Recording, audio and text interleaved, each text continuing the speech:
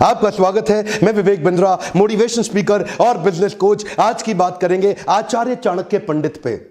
इनको कौटिल्य और विष्णुगुप्त के नाम से जाना जाता था।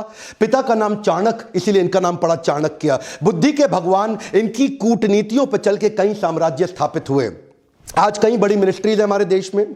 Education minister, home minister, finance minister, defence minister, foreign minister, ये सारी सबसे इंपॉर्टेंट मिनिस्ट्री हैं। और ये ऐसे व्यक्ति थे जो सारी मिनिस्ट्रीज अकेले देखने में सबसे ज्यादा सक्षम, और इनसे ऊपर प्राइम मिनिस्टर, ये खुद आगे चल के चंद्रगुप्त मौर्य के प्राइम मिनिस्टर हुए। नालंदा के विश्वविद्यालय में ये एक प्रोफेसर थे, एक शिक्षक थे। शिक्षक होने के साथ साथ इंटरनेशनल डिप्लोमेसी कैसे बिल्ड करनी है, पॉलिटिकल गवर्नेंस कैसे लाना है, प्लानिंग कमीशन को कैसे तैयार करना है, ऑडिटिंग मैकेनिज्म को कैसे तैयार करना है, इन सब में ये इतने एक्सपर्ट व्यक्ति। अगर आप भी बुद्धि अपनी बिल्ड करना चाहते हैं, बुद्धि का विकास चाहते हैं, इस वीडियो को ध्यान से देखिए। ये समुद्र शास्त्र में भी पारंगत थे। क्या होता है समुद्र शास्त्र? एक इंसान से बात करते वक्त उसके चेहरे को देख के बता देंगे कि व्यक्ति सोच क्या रहा है। इतना एक्यूरेट प्रेडिक्शन देंगे उसके बिहेवियर के बारे में, उसके इमोशंस के बारे में, उसके रिएक्शंस के बारे में। ये एक्सपर्टीज इनको आगे चल के कई साम्राज्य को स्थापित करने में इसकी मदद करी। इनके बचपन से शुरुआत करते हैं। एक बार चाणक्य बाहर बगीचे में खेल रहे थे। पीछे से इनके घर में एक एस्ट्रोलॉजर ज्योतिषी आया, जो उनकी मां से जब मिला तो उन्होंने चाणक्य की पत्री देख के बोला कि ये तो आगे चल के इसके जीवन में राजयोग लिखा है, ये आगे चल के देश का बड़ा प्रधानमंत्री भी बन सकता है। मां सोचने लगी, अगर ये प्रधानमंत्री बन गया तो ये तो मुझको भूल जाएगा। तो उन्होंने कहा, क्या ये बात सच है? बोला, इसकी पुष्टि करनी हो तो चाणक्य के दांत को देखना, सामने वाले दांत पे उसके नागराज का एक चिन्ह होगा। और वो पुष्टि करने के लिए जब मां ने बुलाया तो देखा कि चाणक्य के दांत पे वो चिन्ह था। तो मां रोने लगी, बोली, तू आगे चल के राजयोग के चलते प्रधानमंत्री बनेगा, मुझको भूल जाएगा। इतना सुनते ही चाणक्य ने पत्थर उठाया और अपना दांत तोड़ दिया। और क्या बोला, मां, तेरे प्रेम के चलते मैं ऐसे हजारों राजपाट तुरंत खत्म कर दूंगा। इससे पता चलता है चाणक्य को कभी सत्ता का लोभ नहीं था। आगे चल के देशभक्त चाणक्य तक्षशिला के प्रधानाचार्य बने, प्रधानाध्यापक बने। उन्हीं दिनों सिकंदर पूरी दुनिया को जीतते हुए भारत की तरफ बढ़ रहा था। सोने की चिड़िया भारत को लूटने के लिए वो आक्रमण पे आक्रमण कर रहा था, पोरस को हरा चुका था। और चाणक्य के मन में उन दिनों एक ही सपना था, क्यों ना अखंड भारत का निर्माण किया जाए, एक शक्तिशाली राजा को खड़ा किया जाए। ये अलग अलग राजाओं से इन्होंने मिलना शुरू किया। उस समय मगध जो सबसे बड़ा साम्राज्य था, नंदा डायनेस्टी का, आज के समय में जो उड़ीसा है, बिहार है, उत्तर प्रदेश जो आज का समय है, वो सारा सब उस समय मगध कहलाया जाता था। और नंदा डायनेस्टी का सबसे बड़ा राजा धनानंद, ये उसके पास गए और उसको इन्फ्लुएंस करने का प्रयास किया कि क्यों ना सिकंदर के खिलाफ हम तैयारी करें। और तब इन्होंने कहा, अच्छा, उस समय धनानंद बिजी था। किन चीजों में बिजी था? वो प्रजा से कर वसूलता था, टैक्स लेता था, और उसको अपने जुए सट्टे लॉटरी में, पर स्त्री गमन में, अपने भोग विलास के अंदर खर्च कर देता था। इन्होंने इसको समझाया कि राजा का कर्तव्य है कि समाज से पैसा ले, जो आप टैक्स लेते हैं उसको समाज सेवा में लगा दें। और धनानंद को गुस्सा आया, बोला, ए पंडित, तुम अपनी पंडिताई करो, मुझको राजपाट ना सिखाओ, सिकंदर यहां तक नहीं पहुंच पाएगा। जब चाणक्य ने इनको दोबारा समझाने का प्रयास किया, इन्होंने धक्का मार के उसको गिरा दिया नीचे।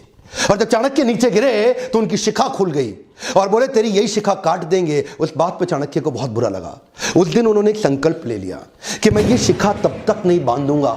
This is called converting anger into resolution. उन्होंने अपने क्रोध को संकल्प में परिवर्तित किया। बोला, उस दिन तक शिखा नहीं बांधूंगा जब तक तेरे साम्राज्य को उखाड़ के एक अखंड भारत का राजा ना लाकर खड़ा कर दूं।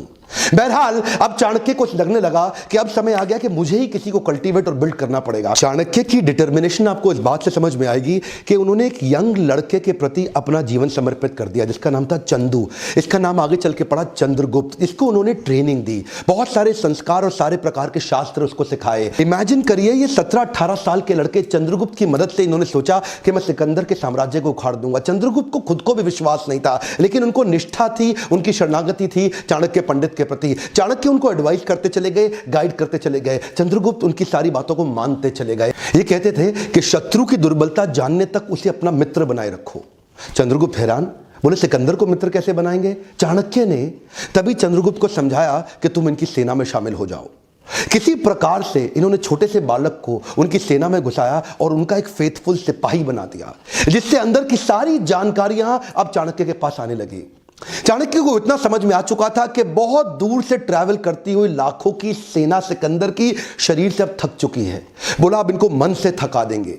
इन्होंने अंदर भ्रांतियां फैलानी शुरू कर दी सिकंदर की सेना के बीच में। देखिए, सिंध नदी अभी तक पार नहीं कर पाया था, भारत में अभी तक घुस नहीं पाया था पूरी तरीके से, और वहां भ्रांतियां फैला दी कि हमारे जो देश, भारत के जो देवी देवता हैं वो तुमसे नाराज हो चुके हैं।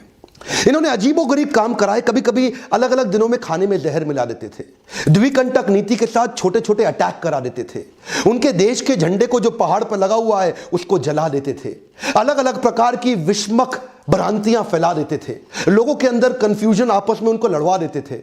15, 16, 17, 18 साल के 10-15 लड़कों की मदद से इन्होंने उस सेना को खोखला बनाना शुरू किया, उनका मनोबल तोड़ना शुरू किया। सिकंदर ज्यादा लंबे समय तक रुक नहीं पाया। क्या कहते हैं, जो जीता वही सिकंदर? गलत है सर, जो जीता वही सिकंदर नहीं, जो जीता वही चंद्रगुप्त मौर्य।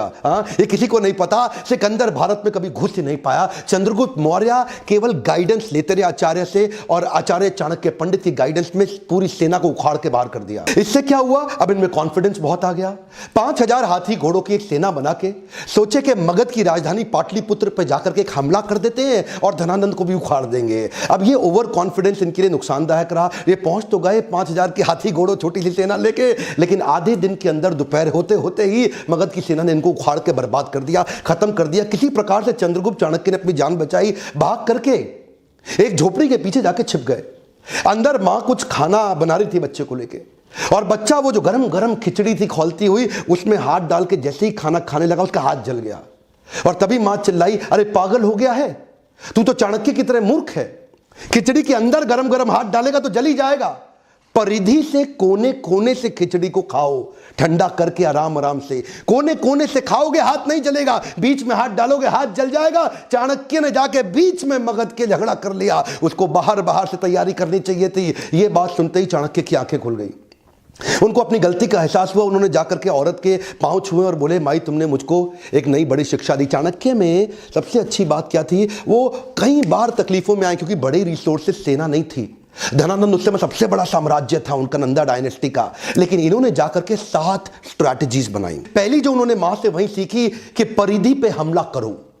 परिधि मतलब बाहर का सर्कमफ्रेंस, जो बाहरी घेरा होता है। तो धनानंद के बाहरी घेरे में जिन जिन राज्यों पे उसकी कमजोर पकड़ थी, जहां जहां उसकी वहीं से इन्होंने हमले करने शुरू किए, छोटे छोटे हमले करने शुरू किए, जिसके लिए इन्होंने दूसरी स्ट्रैटेजी अपनाई, विष कन्याओं की टीम तैयार करी।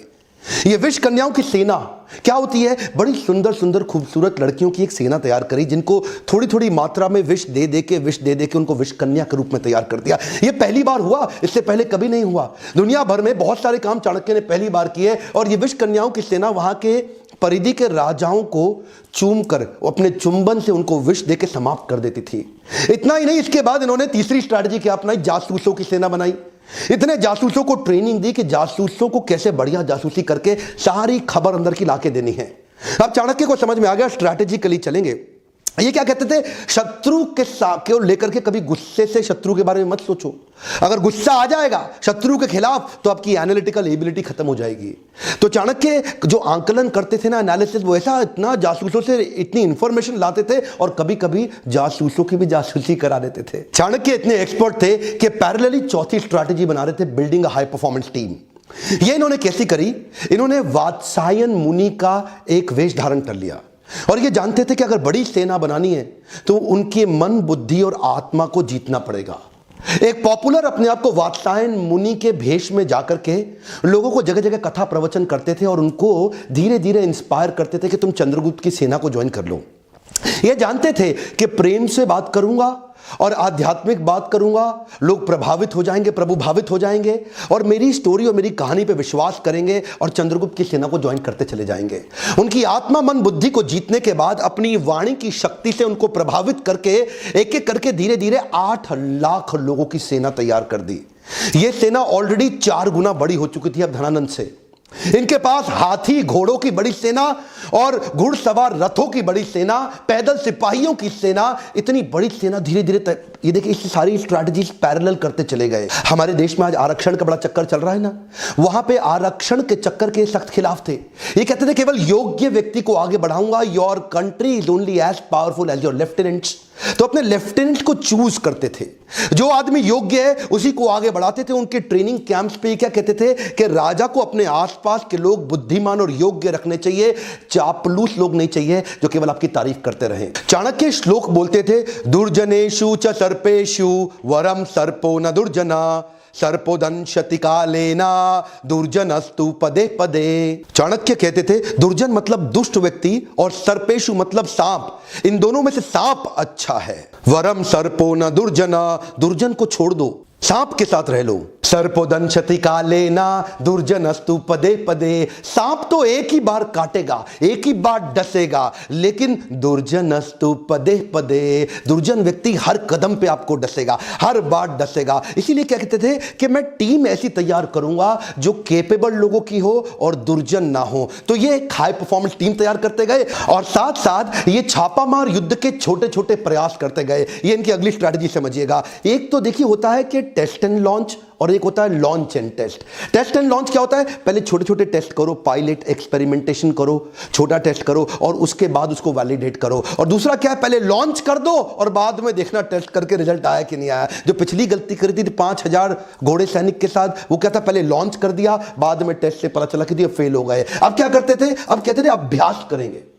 बोले प्लानिंग और प्रैक्टिस में फर्क है। प्लान तो आपका ठीक हो गया, लेकिन छोटे छोटे प्रैक्टिस करेंगे। तो छापामार युद्ध परिधि में लगातार करते रहते थे। उससे इनकी प्रैक्टिस बढ़ती चली गई, इतनी प्रैक्टिस बढ़ गई कि उसके बाद वो टेस्ट एंड लॉन्च इतने सारे टेस्ट कर दिए कि ताकि बड़ा हमला करने पे दिक्कत ना आए। और अगली स्ट्रैटेजी में इंटरनेशनल अलायंसेस बिल्ड करके अपनी ताकत और अपनी सेना को बढ़ा करते गए। कश्मीरी राजा प्रवर्तक को उन्होंने अपने साथ में लिया और बाहर से कई यूनानी राजाओं को भी अपने साथ लिया, जो ये पिछली बार पहले जीत चुके थे ना सिकंदर को, तो वहां से कुछ यूनानी राजाओं के साथ भी उन्होंने सपोर्ट लिया। पोरस का भी सपोर्ट अपने साथ में लिया और कई समुद्री लुटेरों को भी अपने साथ में अपनी सेना में बनाया। इतनी बड़ी सेना बना करके ये 7 स्ट्रैटेजीज मिला के इकट्ठे चलते चले गए। एक एक करके अंदर घुस के पूरी धनानंद की नंदा डायनेस्टी को उखाड़ के खत्म कर दिया। धनानंद कभी सपने में नहीं सोच पाया, वो तो शराब के नशे में रहता था, प्रजा के टैक्स को अपने मजे के लिए खर्च कर देता था। लेकिन चाणक्य जानता था अखंड भारत का सपना मुझे ऐसे ही पूरा करना होगा। ये 7 पैरेलल स्ट्रैटेजीज पे आप वीडियो को वापस घुमा घुमा के ध्यानपूर्वक देखिए। ये तो थी चाणक्य की 7 पैरेलल स्ट्रैटेजी धनानंद को जीतने के लिए। इसके बाद अखंड भारत को उन्होंने बढ़ाया कैसे? Kabul, Gandhar, Kandahar, Balochistan, Turkmenistan, Kyrgyzstan, central Asia तक उन्होंने एक छत्र राज्य कैसे एस्टैब्लिश किया, यह अभी नहीं बताऊंगा, यह अगले वीडियो में बताऊंगा।